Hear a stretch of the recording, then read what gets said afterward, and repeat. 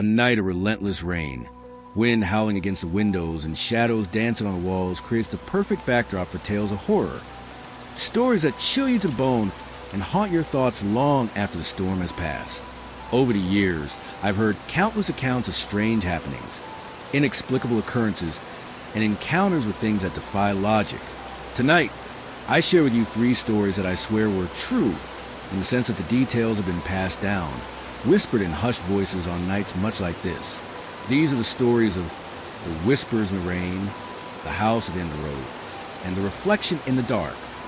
Each narrative may blur the line between myth and reality, but if you listen closely, you might just hear the echoes of a truth too terrible to ignore. It was a night much like tonight, rain pouring in relentless torrents, creating a symphony of pattering droplets that lulled the world into uneasy sleep. In a small, forgotten town, far from the glare of city lights, the rain had a way of washing away sins and secrets, leaving only memories of things best left buried. In that town lived a young woman named Marianne, whose life had already been tainted by loss and solitude. Marianne had returned to her ancestral home after years of drifting aimlessly through life. The family mansion, a sprawling, decaying structure at the edge of town, had been abandoned since her grandmother's passing. Its reputation was shrouded in rumor. Locals whispered of eerie sounds on stormy nights and strange lights flickering behind its broken windows. For Marianne, however, the mansion was a beacon of hope, a place to reconnect with her roots and, perhaps, find solace in the echoes of the past. The first night in the mansion, as the rain hammered the roof and the wind crept through the crevices, Marianne couldn't shake the feeling that she was being watched. At first, it was only the sound of storm, a wild, uncontrolled orchestra of nature. But as midnight approached, the raindrops seemed to slow, morphing into something else entirely. Soft, sibilant whispers. They slithered along the corridors, echoing off the ancient walls, calling her name over and over again. At first, Marianne believed it was her imagination, a trick of loneliness and the isolation of the old house. But the voices grew distinct, forming words, sentences, and eventually a narrative that chilled her soul. The whispers told of a time long past, a tragedy that had taken place within these very walls. According to the murmurs, a woman much like herself had once lived here, tormented by secrets and haunted by a love that ended in betrayal and death. Unable to resist the lure of the mystery, Marianne began searching through the mansion's dusty records and faded photographs. In a neglected drawer of her grandmother's writing desk, she discovered a journal bound in cracked leather. The journal belonged to her great-aunt Evelyn, a woman whose life was as tragic as it was mysterious. Evelyn had been known for her beauty and her sorrow, for she had fallen in love with a man whose intentions were as murky as the storm outside. The journal detailed a tale of passion and despair, a love that turned sour and ended in a bitter, unspeakable act. Evelyn wrote of strange occurrences in the house, doors opening by themselves, the sound of footsteps in empty halls, and most disturbingly, whispers that seemed to seep from the walls. One entry in particular sent a shiver down Marianne's spine. Tonight, the rain carries voices, ghosts of regret and sorrow. I hear them, relentless and pleading, as if each drop holds a secret too heavy to bear. I fear that the storm will awaken more than just memories. As Marianne read on, the whispers in the house grew louder. It was as if Evelyn's spirit, or the tragic remnants of her soul, was reaching out, desperate to share her story. Marianne found herself drawn to the attic, a dark space filled with relics of a bygone era. The old trunk in the corner creaked open, revealing a faded photograph of Evelyn, her eyes filled with melancholy and an almost palpable sadness. Tucked behind the photo was a letter, addressed simply to my love, but unsigned.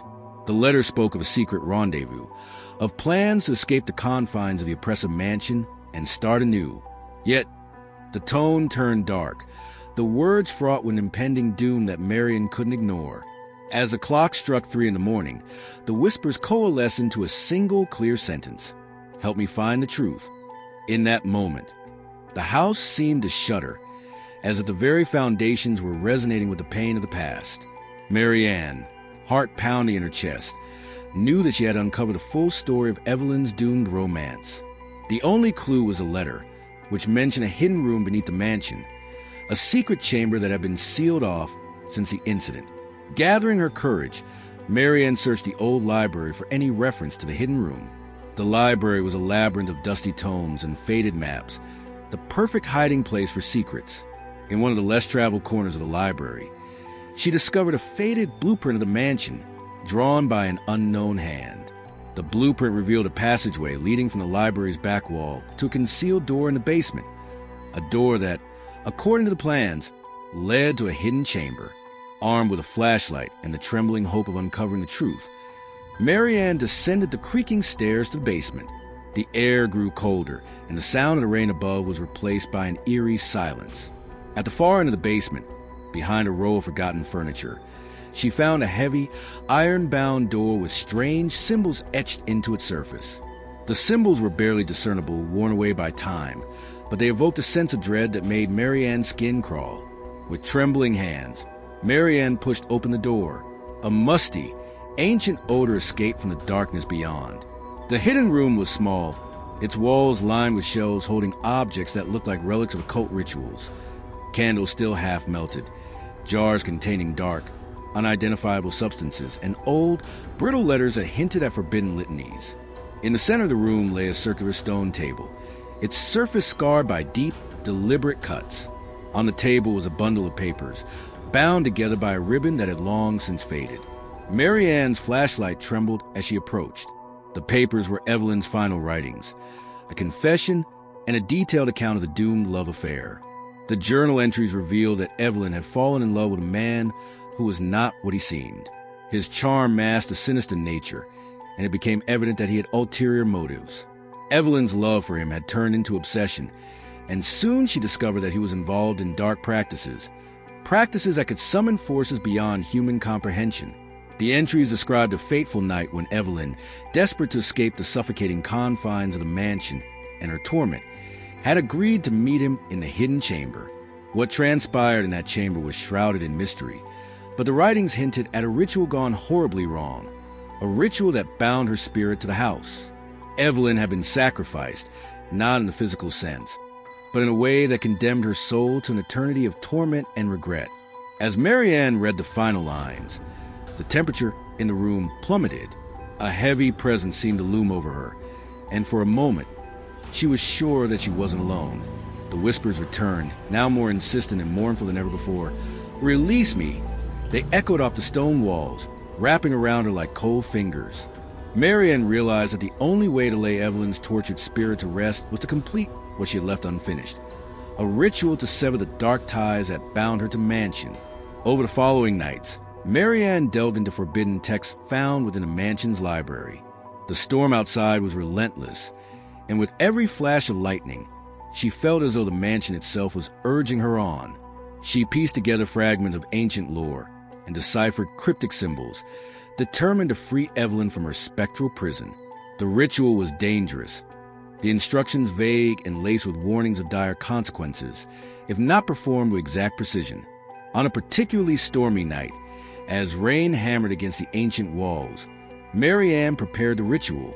She gathered the necessary items, candles, a ceremonial dagger, and a vial of an unidentifiable, dark liquid that pulsed with an inner glow.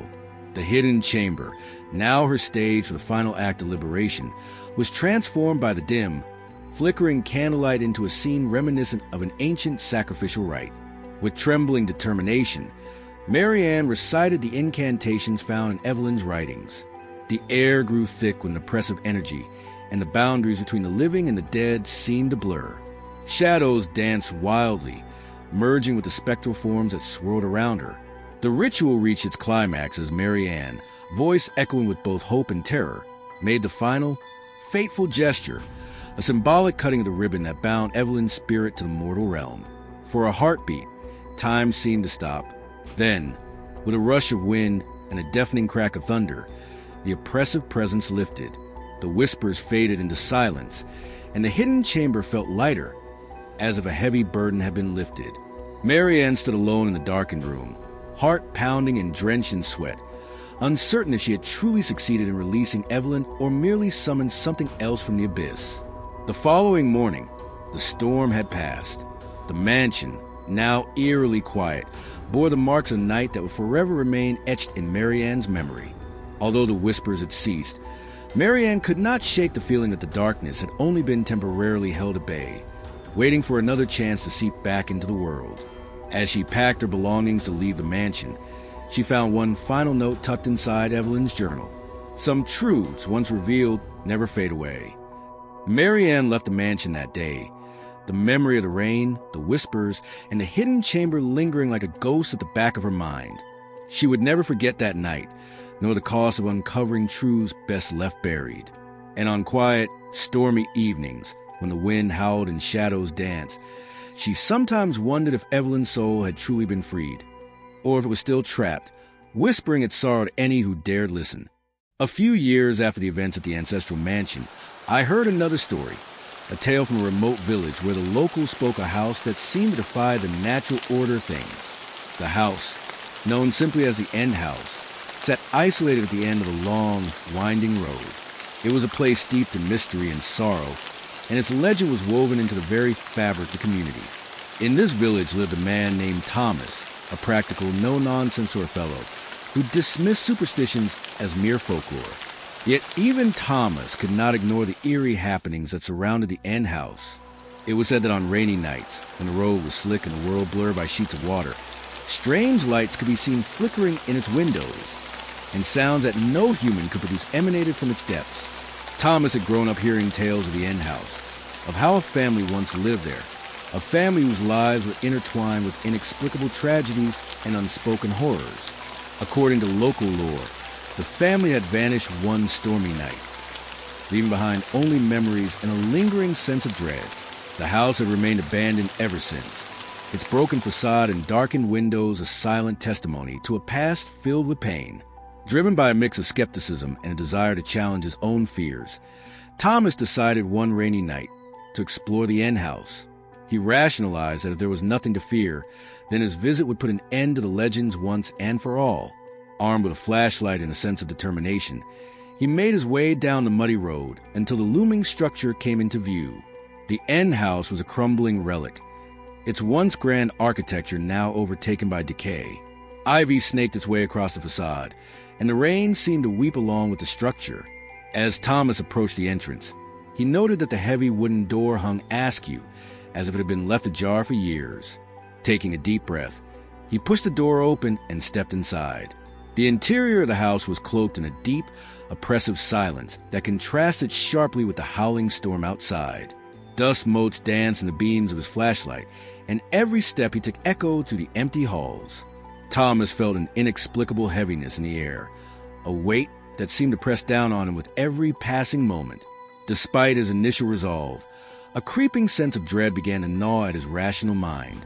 He started his investigation in the living room, where broken furniture lay strewn about, and the remnants of a once lively home were now mere fragments of despair. Faded photographs, yellow with age, adorned the mantelpiece. Each photograph captured smiling faces, but behind the smiles, Thomas could sense a deep melancholy, a forewarning of the tragedy that had befallen the family. While examining the photographs, Thomas discovered an envelope tucked away behind a loose brick in the fireplace. The envelope was addressed in an elegant, looping script, and inside it was a series of letters written by the matriarch of the family, a woman named Evelyn, coincidentally sharing the same first name as the tragic soul from the mansion in my first story. In these letters, Evelyn described the deterioration of her family's fortunes, the encroaching darkness that had settled upon their lives, and a desperate hope that the end of the storm might bring an end to their suffering.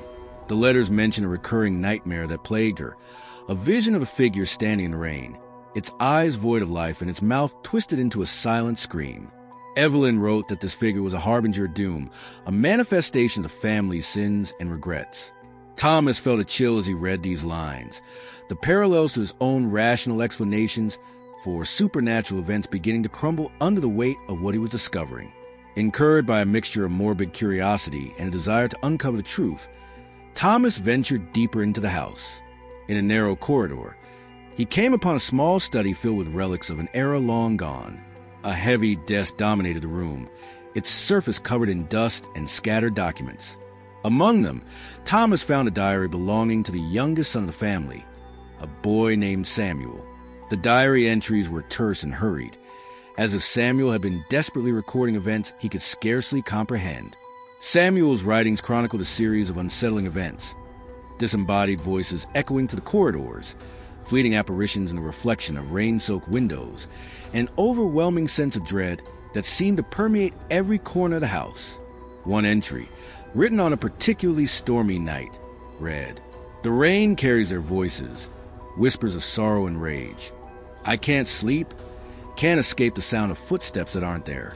Mother says it's the past coming back to haunt us, but I know it's something else, something that wants us gone." As Thomas read the diary, the sound of the rain outside seemed to intensify, each drop pounding against the roof in almost accusatory rhythm. He felt as though the house itself was alive, pulsating with memories of pain and terror. Suddenly, a loud crash echoed from the upper floor, shattering the stillness. Thomas's heart pounded as he hurried toward the sound, his flashlight beam quivering with every step. He ascended the creaking staircase, arriving at a long hallway lined with closed doors. At the far end of the hall, one door stood slightly open, revealing a glimpse of darkness beyond. With trepidation, Thomas approached and pushed the door open. Inside, he found a room that had been left in disarray, a child's bedroom, frozen in time. Toys lay scattered on the floor, and a small bed with rumpled sheets sat in the corner. In the center of the room, a mirror stood, its surface cracked and smudged with the grime of neglect. In that mirror, Thomas saw not his own reflection, but the fleeting image of a pale face, its eyes filled with terror and sorrow. For a moment he froze, unable to move as the face contorted in silent agony before vanishing into shadows. The sound of the rain outside and the frantic beating of his heart filled the silence that followed. Thomas knew he had stumbled upon something beyond explanation, a tragic remnant of a family's dark past, trapped within the very walls of the end house. Fleeing from a room, Thomas descended the stairs in a blind panic, his mind racing with questions. What was the true story of the end house? Had the family really been consumed by forces beyond their control, or was there something even darker at play? As he burst out into the stormy night, he could still hear the distant echoes of the house, the whispers of the past merging with the pounding rain. In the days that followed, Thomas found himself unable to shake the horror of that night. The village's whispers grew louder, each retelling the tale reinforcing the idea that the end house was not merely abandoned, but cursed, haunted by the unresolved pain of family that had suffered too greatly. Though Thomas returned to his normal life, the memory of that stormy night and the glimpse of a tormented soul in the mirror lingered with him, a reminder that some mysteries are best left unsolved. And even now, on the darkest of rainy nights, he sometimes hears the distant sound of a child's lament, carried on the wind from that accursed place at the end of the road. Not all horrors are bound to abandoned houses or tragic family histories. Some, like the story of Anna, emerge from the mundane routines of everyday life, hiding in plain sight until a single moment unravels everything. Anna was an ordinary college student, living in a bustling city filled with modern conveniences. Yet even in the midst of urban chaos, the shadows of the past found their way into her life. Anna lived in a modest apartment on the fourth floor of an old building that had seen better days. The building itself was a relic of a bygone era, its walls steeped in history and mystery. Despite its worn appearance, Anna cherished her little haven, finding comfort in the familiar rhythms of city life. That is, until the night when the reflections began. It started subtly, a fleeting glimpse in a dark window, a shadow that didn't belong. At first, Anna dismissed these occurrences as tricks of the light or the product of an overactive imagination fueled by late-night horror movies. But as the nights grew longer and the rain began to pour, the inexplicable events escalated into something far more sinister. One particularly stormy evening, as the city was shrouded in an oppressive gloom, Anna sat alone in her living room, reading by the glow of a small lamp. The steady patter of rain against the window had always been a soothing background noise, but tonight it carried an unsettling cadence. In the reflection of the glass, Anna noticed a figure standing in the hallway, a figure that was not there when she turned around. The figure was pale, its features blurred by the downpour outside, but its eyes seemed to pierce through the darkness. Anna's breath caught in her throat as she watched the reflection move independently of any person in the room. Heart pounding, she got up and walked to the door, convinced that someone might have slipped in. But the corridor was empty, lit only by the flickering neon sign from the street below. Troubled by the experience, Anna tried to convince herself that it was nothing more than a trick of the light or her own frazzled nerves. However, as the weeks went by, the reflections became increasingly vivid and unnerving. At night, she would catch glimpses of shadowy figures in mirrors and windows, faces that twisted in silent screams or expressions of sorrow. Sometimes, the reflections appeared to mimic her movements, only to diverge in disturbing ways the moment she looked directly at them.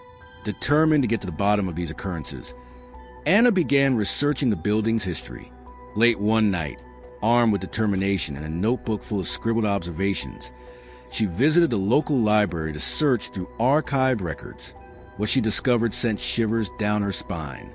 The building had once been a boarding house for students and artists, a place where many had sought refuge during turbulent times. But there was a darker chapter in its history. In a dusty archive, Anna found records of a series of unexplained disappearances that had plagued the boarding house decades ago. Several residents had vanished without a trace on stormy nights, their names forever etched in the annals of local legend. Among the missing was a young woman named Claire, a gifted artist whose promising future was cut short by circumstances that were never fully explained. Some accounts hinted that Claire had been tormented by nightmares and visions, her reality blending with the spectral realm in ways that defied explanation. As Anna delved deeper into Claire's story, she learned that the young artist had once lived in the very apartment that Anna now occupied. The records described Claire as a troubled soul who had been haunted by strange visions, her life a tapestry of beauty and despair. In her final days, Claire was said to have left behind a cryptic note. The reflection holds more than what meets the eye. In the dark, I see my fate, trapped between worlds, bound by a sorrow that will never end. Anna couldn't shake the feeling that the reflections in her apartment were not random apparitions, but echoes of Claire's tormented spirit. Determined to confront the mystery head-on, Anna set up a series of cameras and recording devices throughout her apartment. She hoped that by capturing concrete evidence, she might finally understand what was happening, or at least prove that her experiences were not merely the product of an overactive imagination. On a particularly fierce night, as rain hammered against her window and the city was reduced to a blur of neon lights and shadow, Anna sat in front of her computer, reviewing the footage. At first, everything seemed normal, until a faint, ghostly figure appeared in the reflection of her bedroom mirror. The figure, translucent and sorrowful, drifted slowly across the room, its eyes filled with an otherworldly sadness. As the camera recorded in near silence, the figure stopped in front of the mirror, its face contorting in silent anguish. Then, just as suddenly as it had appeared, the figure vanished, leaving behind only the unyielding sound of the rain. Anna's hands trembled as she rewound the footage. The evidence was undeniable. Something was in her apartment, something that defied rational explanation.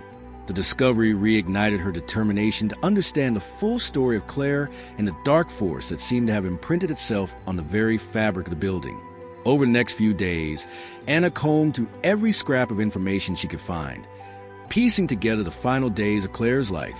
It became clear that the young artist had been tormented by a presence, a malevolent force that preyed on the vulnerable minds of those who dwelled in the boarding house. The evidence suggested that Claire had attempted to confront this force, to sever its hold on her soul, but had ultimately failed. Her disappearance remained a mystery, leaving behind only the lingering echoes of her final, desperate plea. One fateful night, as a torrential downpour rattled her windows, Anna decided to perform a small ritual in an attempt to communicate with the spirit of Claire. Armed with the diary entries and the cryptic note, she lit a single candle and sat before the mirror in her living room. With a steadying breath, she whispered the words that Claire had once written, calling out for the lost soul to make its presence known. For long minutes, nothing happened. The candle flickered in the stagnant air, and the reflection remained unchanged. Then, as if responding to her call, the mirror began to shimmer. Slowly, the spectral figure Claire materialized before her eyes. The ghostly visage was both beautiful and heartbreaking, its eyes brimming with unshed tears and an ancient sorrow that seemed to span centuries. "Why are you here?" Anna asked in a trembling voice. The reflection's lips moved, forming words that Anna could barely comprehend. The voice was soft, barely audible over the sound of rain, but it carried a depth of grief that resonated with Anna's very soul. In halting phrases, Claire spoke of betrayal, a promise broken, and a fate sealed by forces beyond mortal understanding. She explained that her presence in the apartment was a result of unfinished business, a need to expose the dark secret that had led to the demise of those who once lived here and to warn those who would follow in her footsteps. As the conversation unfolded, Anna learned that the spirit haunting her apartment was not malevolent by nature, but rather a tormented soul trapped between realms, a victim of a tragic past that was intertwined with the building's legacy. The force that had preyed upon Claire was an ancient, parasitic presence that fed on despair and sorrow, latching onto the lives of those who were already vulnerable. It had claimed its hold on the boarding house long ago, and its influence had persisted through the decades, its whispers echoing in every dark corner of the building. Determined to help free Claire from her eternal prison, Anna vowed to expose the truth and to rid her home of the insidious presence. Over the following weeks, she sought the assistance of experts in the paranormal, a group of researchers who specialize in the intersection of history, folklore, and the inexplicable phenomena that defied scientific explanation. Together, they conducted investigations, combining ancient rituals with modern technology in an attempt to unearth the hidden truths buried within the building's walls. One stormy night, as the group gathered in Anna's apartment, the air grew charged with anticipation and dread. The researchers set up their instruments, and Anna, her heart pounding with both hope and fear, led them in a series of chants and invocations inspired by Claire's writings. The candlelight danced wildly as the ritual progressed, the room growing colder and the shadows deepening. For a few fleeting moments, it seemed as though the very fabric of reality was bending, the boundaries between the living and the dead dissolving in the presence of the ancient force. Then, in the midst of the chaos, the spectral figure Claire reappeared, this time more vivid and pleading than before. Her eyes locked onto Anna's, and in that silent exchange, a torrent of emotion passed between them, a mixture of gratitude, sorrow, and a desperate yearning for release. The researchers captured the event on camera, their instruments registering anomalous readings that defied explanation. And in that one fateful night, the force that had haunted the boarding house for so long seemed to recoil, as though stung by the collective will of those determined to set things right. After the ritual, the atmosphere in the building began to change. The oppressive weight that had suffocated the halls for decades started to lift, and the reflections that had tormented Anna's nights began to fade into distant memories. Claire's spirit, having finally communicated her tragic tale, was seen one last time in the mirror, a gentle, sorrowful smile that spoke of relief and the promise of peace. Yet even as the paranormal investigators celebrated their success, Anna couldn't shake the lingering questions that remained. Had they truly banished the ancient force, or had they merely weakened it for now? And what of the countless souls who had suffered under its influence over the years? The answers were as elusive as the shadows that danced in the corners of the old building. Though the storm of that night had passed, its memory lived on in every whispered rain and every reflection in the dark. Anna eventually moved on from that apartment, but the events left an indelible mark on her soul. She dedicated herself to researching the mysteries of the past, determined to uncover the hidden truths behind the legends that haunted her city. And on rainy nights, when the world outside blurred into a cascade of water and light, she would sometimes catch a glimpse in a mirror, a fleeting, gentle reminder of Claire's spirit, and a silent promise that some darkness can be softened, if only for a moment. Each of these three tales, the anguished cries in an ancestral mansion, the sorrowful secrets of an abandoned house at the end of a lonely road, and the spectral reflections in a city apartment, remind us that the line between the natural and the supernatural is often as thin as a whisper in the rain.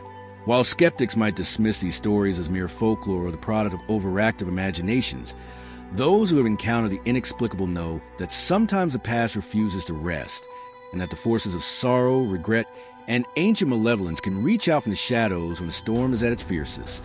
For those who dare to listen on a rainy night alone, let these tales serve as both a caution and a comfort. They remind us that even in the darkest moments, when the world seems to be shrouded in endless night, There's a truth that binds us all, a truth that is written in the rain, echoed in the whispers of lost souls, and reflected in the mirrors of our haunted memories. So as you sit in the quiet of your home, the rain tapping a relentless rhythm on your windows, take a moment to ponder these stories. Listen closely, for you never know when the past might reach out to you. A ghostly hand in the darkness, a fleeting reflection in the mirror, or the soft, desperate whisper of a spirit longing to be free. May these true stories, woven from the threads of history, tragedy, and the unfathomable depths of the human soul, serve as a reminder that sometimes the scariest things in life are not the things we can see, but the memories and regrets that echo in the silence of a stormy night.